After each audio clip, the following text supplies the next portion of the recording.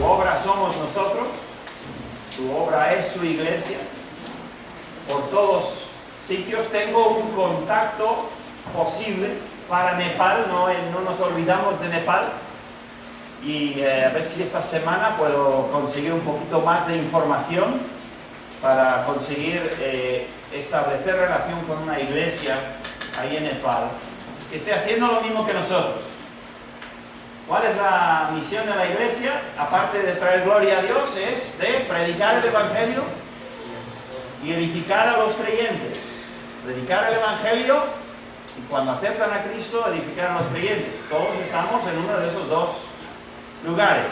O nos hace falta salvación, o no somos salvos, o somos salvos y estamos queriendo ser edificados y ser fortalecidos y conociendo al Señor cada día más. Entonces, espero que podamos tener esa oportunidad. Muy bien, pues hace casi un mes que dejamos el libro de Hechos, capítulo 1.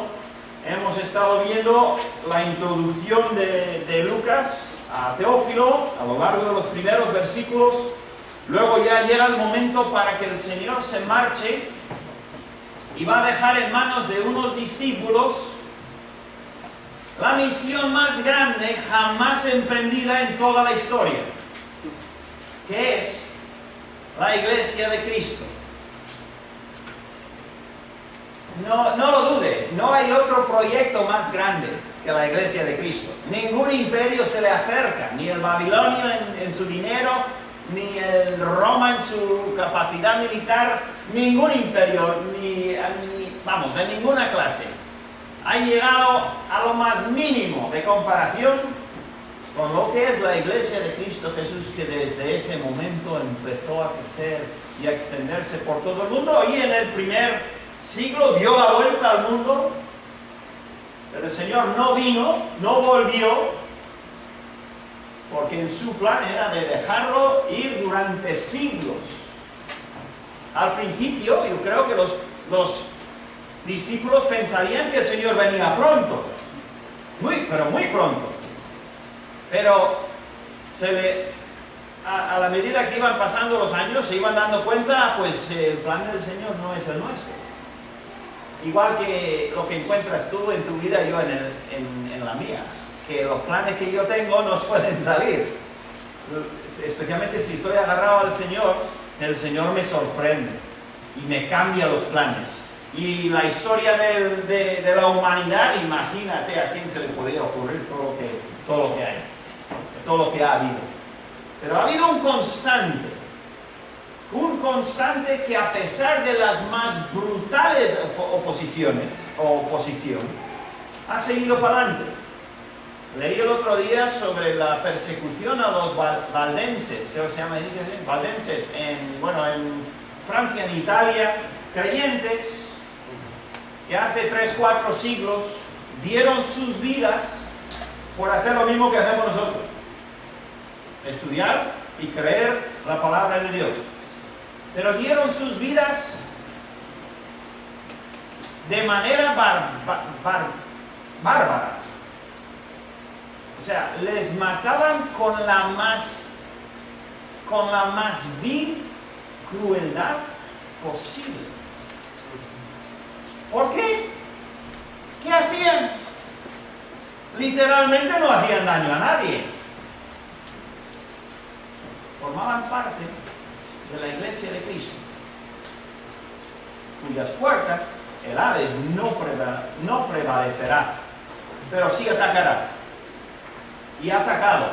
Satanás ha atacado a lo largo de los siglos, intentando destruir la obra de Cristo, tal y como desde el huerto de Edén ha intentado destruir la obra de Dios en general. Y a veces parece que alguna batalla la gana, pero cuando te echas para atrás y lo ves todo, te das cuenta, no ganó la batalla. Parecía, pero en realidad el Señor estaba en control en cada momento, y todo es parte de esa grandísima obra de redención que nuestra era se compone mayormente de la iglesia. ¿Qué privilegio tenemos de tener una iglesia? Imagínate, que para el resto del mes de julio no hay iglesia. Cancelamos los cultos. Apagamos el WhatsApp. No hay iglesia. ¿Te faltaría algo? Espero que sí. Tristemente, en nuestras iglesias a veces hay gente que no le faltaría demasiado. Pero en la mayoría de los casos, desde luego, menudo hueco tendríamos. Gracias a Dios, siempre hay iglesia. ¿Qué es lo que prometió el Señor y por qué lo prometió? Donde hay 2 o 3, ahí estoy yo. ¿Por qué? ¿Por qué lo dijo? Porque algunas veces son 2 o 3 nomás. Si no, habría dicho 20 o 30. Si soy 20 o 30, ya estoy ahí. No, dijo 2. Donde hay 2 o 3. Y sabemos que el Señor vive dentro de nosotros, en donde no estamos sin su presencia en nosotros. Pero claro, una persona no puede formar una iglesia o puede formar una congregación, pero 2 o 3 ya pueden empezar a formar según eso, porque el Señor está en medio de ellos. Entonces, siempre está el milagro de la iglesia. Y qué bendición tenemos nosotros de tener esta congregación. Qué maravilla. Yo lo disfruto desde una perspectiva diferente a muchos de vosotros, pues las cosas son las que son. Pero yo estoy aquí detrás del púlpito y miro y veo, digo, gloria a Dios, cuántas vidas Dios nos está cambiando. Y qué bueno es ver la obra de Dios y ver que su iglesia sigue parando. No hay ninguno aquí perfecto. Si eres perfecto, no me lo digas, ¿vale? Pero lo que sí hay es muchísimos que estamos creciendo en el Señor, yendo para adelante. Algunos más rápidos, algunos más lentos, pero en todos Dios está haciendo su obra. Entremos entonces, vamos a ver el versículo 8, porque ahí lo dejamos la última vez. Hechos 1:8. Y recordemos que el Señor está edificando su iglesia, está comenzando su iglesia, y todas las partes que vemos registradas por Lucas, cada uno tiene su sitio. No queremos minimizar ninguno de esos elementos. Cada versículo es necesario.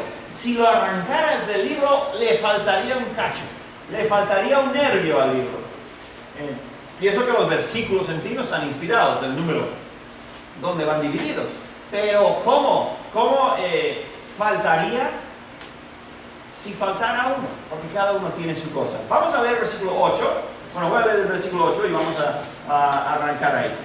Pero recibiréis poder cuando haya venido sobre vosotros el Espíritu Santo. Esa es la promesa que Cristo les dijo: esperad aquí, no os marchéis. ¿Qué me da? Tomás, no vayas a la India. Y yo no se fueron exactamente todos los demás, pero no os vayáis todavía, porque tiene que llegar la promesa del Padre, que es el Espíritu Santo. Dice: sobre vosotros el Espíritu Santo, y me seréis testigos en Jerusalén, aquí donde estamos, en toda Judea, en la provincia, la tribu de alrededor, en Samaria, que está al norte, y ya compone un montón. Incluso se le podría considerar el lugar de la antigua, las 10 tribus de Israel, y luego finalmente ya hasta lo último de la tierra. Entonces debería salir el Evangelio así, para afuera, en cada sección, cada parte siendo predicada, siendo saturada con el Evangelio.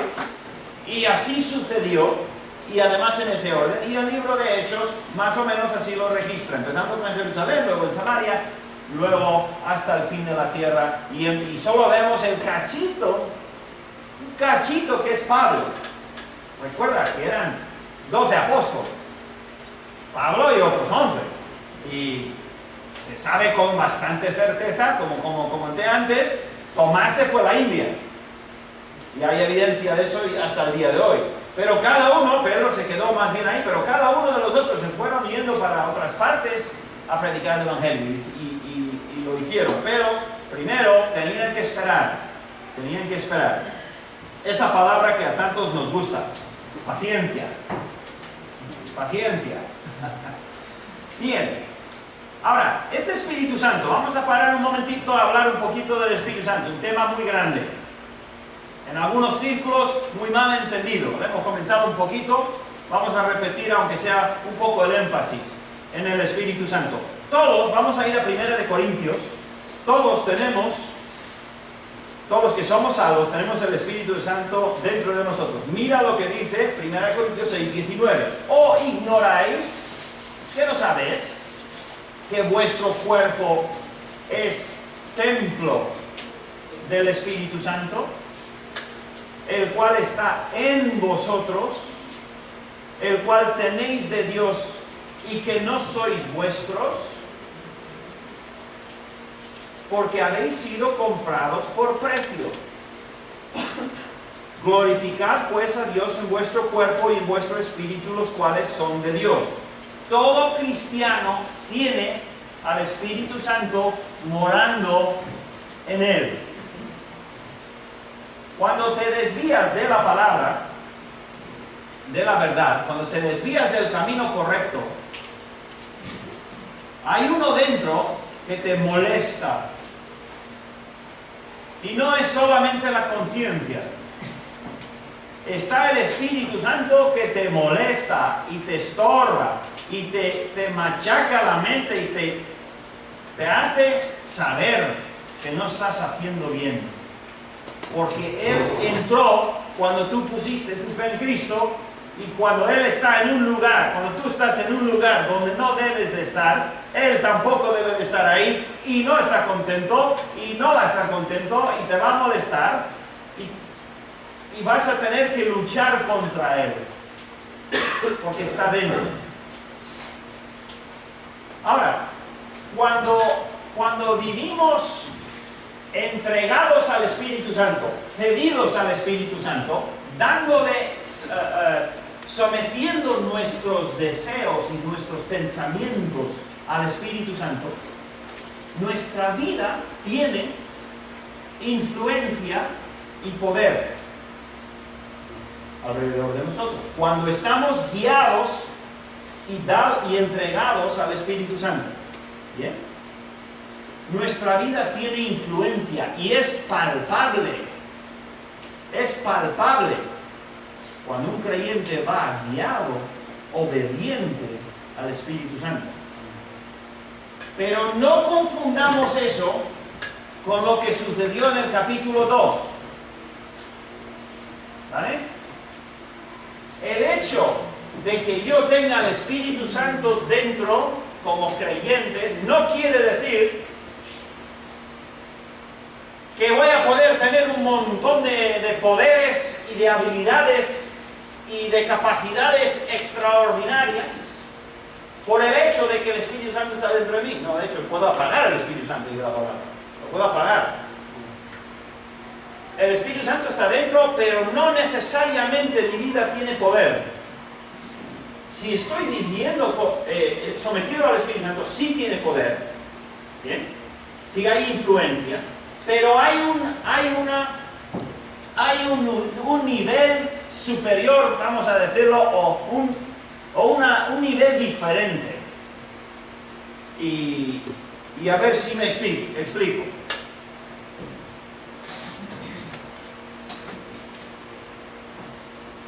A veces el Señor, el Espíritu Santo dentro de nosotros, nos da algo extraordinario, un entendimiento de la palabra que no teníamos antes, una facilidad de hablar con alguien que no teníamos antes, una oportunidad tremenda de hablar y de que nos escuchen y nos hagan caso que no teníamos antes. Incluso el Señor podría dar momentáneamente poder espectacular al creyente que está guiado por el Espíritu Santo. Si tú fueras, y sin ir más lejos, por medio de la oración, Si tú fueras a un lugar donde hiciera falta un milagro físico, de salud o de meteorología o lo que sea, hiciera falta, porque te has puesto allí en el lugar que Dios quiere, a través de tu vida y a través de tu oración o lo que sea, el Señor podría hacer algo espectacular. No habría ningún problema. Pero eso es especial. Es eso, es extraordinario. ¿A quién le sucede? Pues a los que están constantemente guiados por el Señor, desde luego. Pero lo que sucedió luego en Pentecostés solamente sucedió una vez así. Hubo otros momentos en que hubo el don de lenguas y el don de sanamiento, pero no era algo que los discípulos decían, vale, venga. No, era el Espíritu Santo decidía cuándo. Y de vez en cuando obraba de una manera extraordinaria. Y el Señor puede hacerlo hoy también. ¿Quién va a limitar a Dios? A nuestro bosquejo. No, Dios puede hacer lo que Él quiera. Y a veces hace cosas extraordinarias. Y va a volver de una manera muy extraordinaria ya en tiempos del final. Y se le va a ver muchísimo más activo físicamente o visiblemente. Pero las obras extraordinarias del Espíritu Santo son extraordinarias. De vez en cuando tenemos oportunidad de verlas y de ver la obra de Dios maravillosa. ¿Sabéis que vosotros, algunos, y no sé cuántos, pero algunos que habéis estado en Ayerdi, por ejemplo, no tenéis ni idea de cómo Dios dio a Ayerdi, cómo Dios nos dio a Ayerdi? Claro, es que no está la historia o no se te ha contado, no has tenido oportunidad de estudiar. Pero el que no sabe cómo Dios nos dio a Ayerdi y se te cuenta la historia, nunca vuelves a Ayerdi con el mismo sentir. Porque era literalmente una obra extraordinaria de Dios en darnos ese lugar tan bonito allá arriba en el mundo. Y es una de muchísimas ilustraciones o ejemplos. Pero lo que va a venir es algo extraordinario. Lo que tú y yo debemos de buscar no es lo extraordinario, sino lo diario, buscar estar sometidos al Espíritu Santo día tras día tras día. Donde tú trabajas con el hombre el señor musulmán o quien sea, tú buscas, el Señor se ocupará de que alguna vez haya cosas extraordinarias, pero tú lo que quieres es ese constante poder e influencia que el Espíritu Santo da a los que están sometidos a Él de verdad de corazón. Dice, y me seréis testigos en Jerusalén. ¿Qué es un testigo?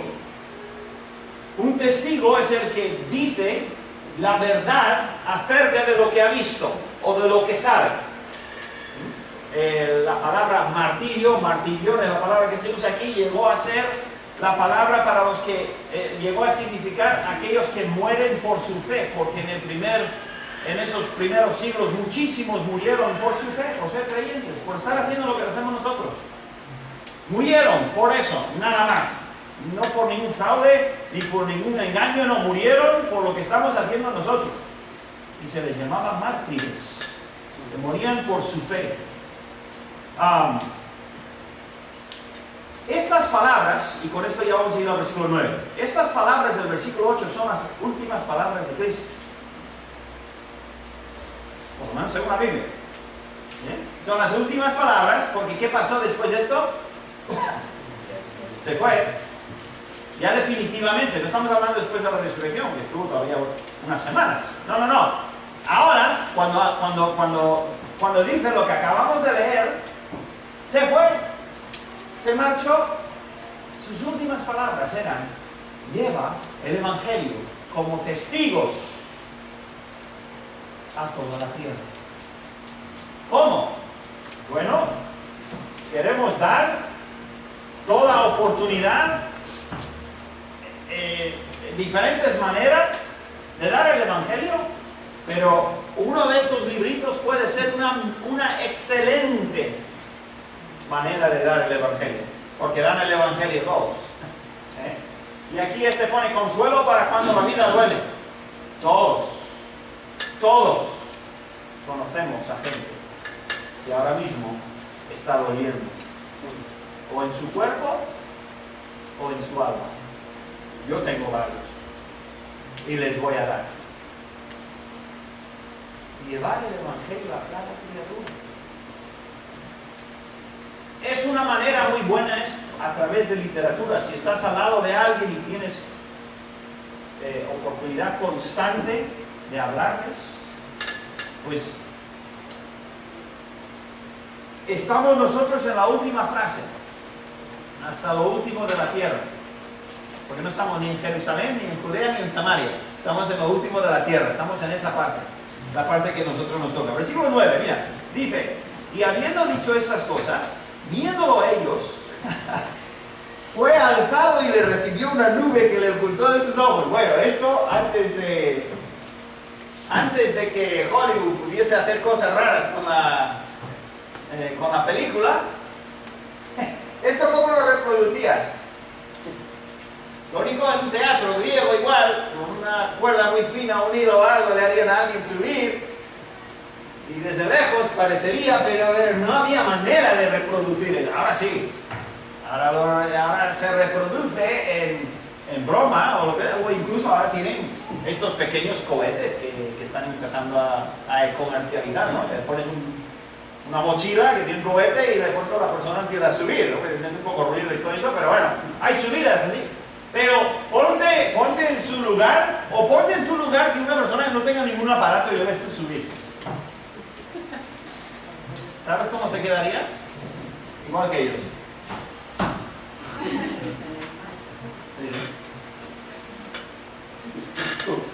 O sea, se quedaron. Yo creo que no avisó nada. Me lo imagino, estaba hablando y de pronto el Señor empieza a elevar. Fíjate tú. ¿Sabes qué? No lo van a olvidar en su vida. Normal. Nunca, jamás iban a olvidar ese momento. Por eso lo hizo el Señor así, El Señor no hace nada en broma. Quería marcar ese lugar, marcar ese momento, marcar esa escena. Pero dice, mira lo que dice la palabra, dice, viéndolo a ellos, fue alzado. ¿Eso qué quiere decir? ¿En qué tiempo está ese verbo? En el pasado, no sé si el tiempo está en el pasivo. O sea, fue alzado, no dice él mismo se subió, se alzó, no, fue alzado. ¿Quién le alzó? El Padre. Es lo que indica, y luego en Lucas lo dice también claramente, que el Señor, el Padre, le cogió y le subió delante de ellos. Fue alzado. Hasta en el último momento, el Hijo nos está poniendo ejemplo de estar sometido a la autoridad. No nos gusta someternos a la autoridad, a ninguna autoridad.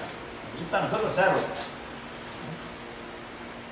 Parte de entender lo que es un cristiano es entender que estamos bajo autoridad, todo tipo de autoridades, pero desde luego que Dios. Y Dios es el que debe mandar en tu vida, no tú ni yo. No soy yo el que decide si doy o no doy ofrendas, o si vengo o no vengo a la iglesia, o si leo o no leo mi Biblia, o si oro o no oro. Yo no soy el que decide eso, no debería ser. Sino debería ser Dios el que me dice lo que debo de hacer. Y lo hace bien claro. Aquí el Señor demuestra su sumisión al Padre y es elevado. Dice, le recibió una nube. Qué curioso, ¿verdad? Una nube. A propósito fue. Porque de la misma manera que fue, ¿cómo va a volver?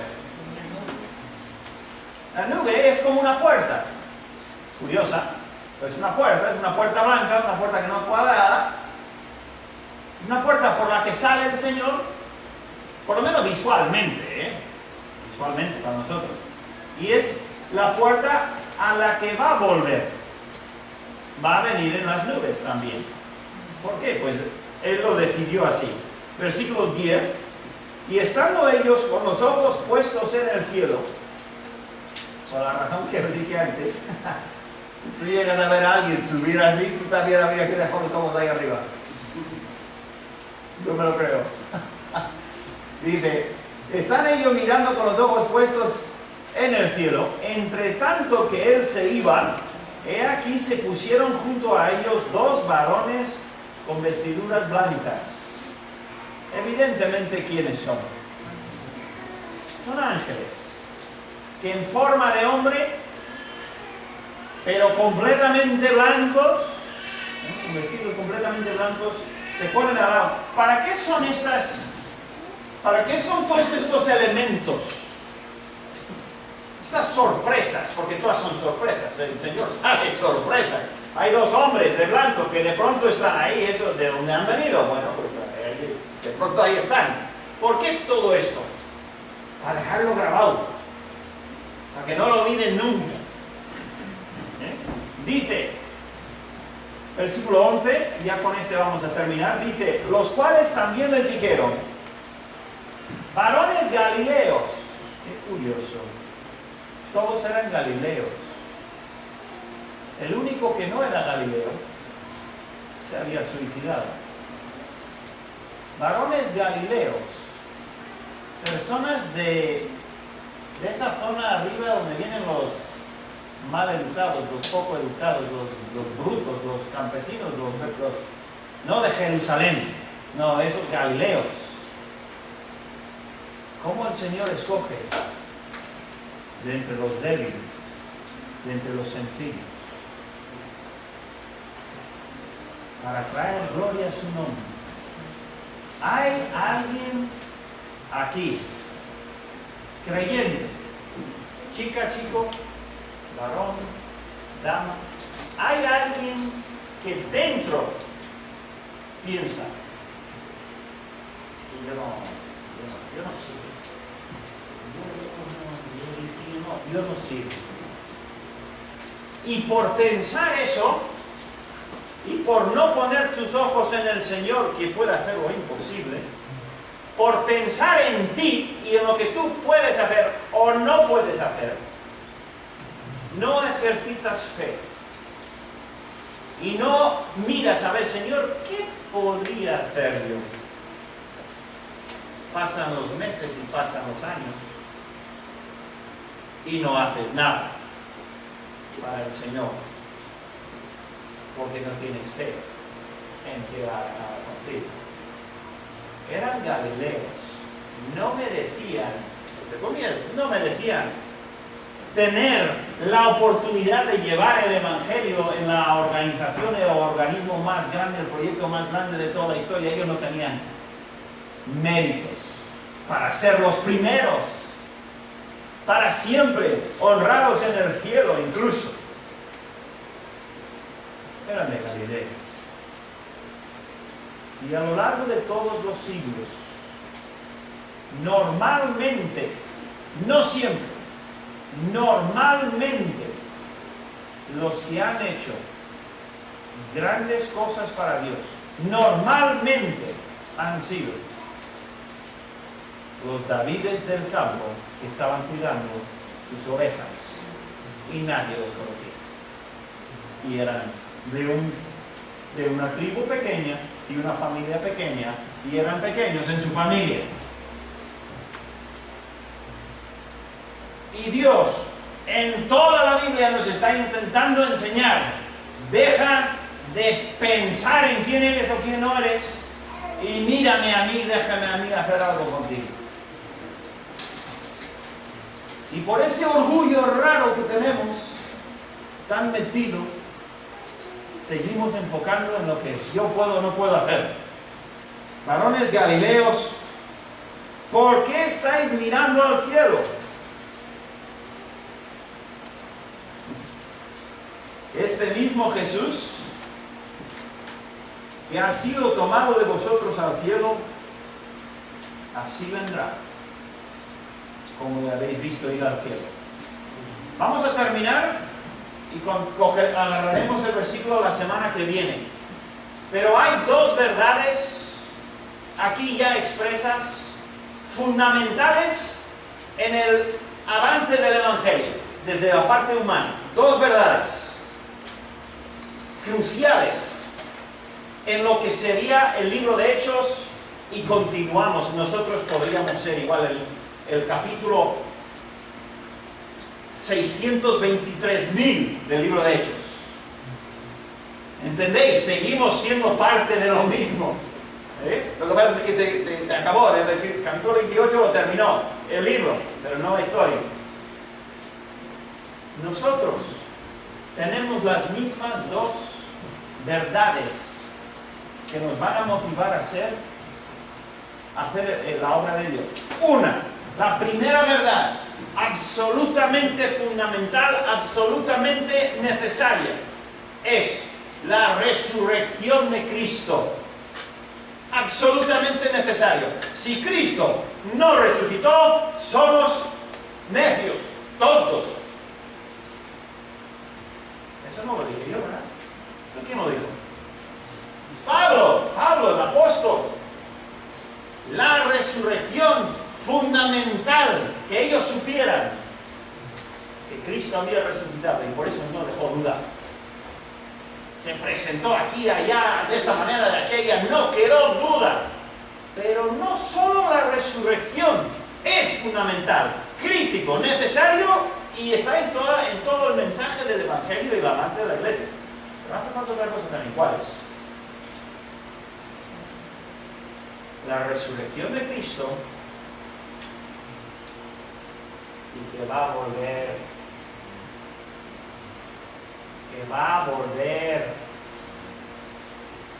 Jesús, no solo Jesús, hay otros Jesuses. Ese mismo Jesús vendrá otra vez. Esas dos cosas es motivación suficiente para que una persona salga por la puerta corriendo con el Evangelio. Cristo resucitó y viene, y para ser más concretos, viene otra vez a por mí. ¿Qué más quieres? ¿Qué más necesitas? ¿Algo más? ¿Qué más? Dime. Jesús va a volver, el mismo va a volver y viene, o sea, resucitó y viene. ¿Qué cosa? Juan 14, 1, 2 y 3. Voy a volver y vais a estar conmigo. ¡Qué tremendo! Es el mensaje que tenemos, es la motivación que tenemos. El mensaje es el Evangelio, pero la motivación no puede ser mayor que esos dos elementos. Cristo resucitó y viene otra vez. ¿Cuándo? Ni idea. Pero puede venir cuando Dios quiera. Y se puede cumplir todo lo que la Biblia dice sin ningún problema.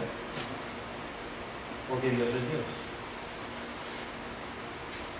Mientras tanto, día tras día, hagamos la voluntad de Dios, que nos encuentre fieles.